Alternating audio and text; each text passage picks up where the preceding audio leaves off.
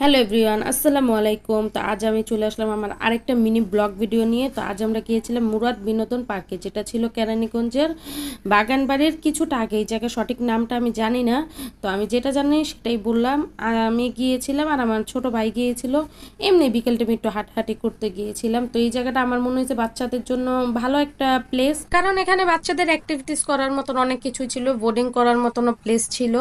তো এটা ছিল বিকেলের দৃশ্যটা, খুবই সুন্দর লাগছে, আমার কাছে খুবই ভালো লাগছে।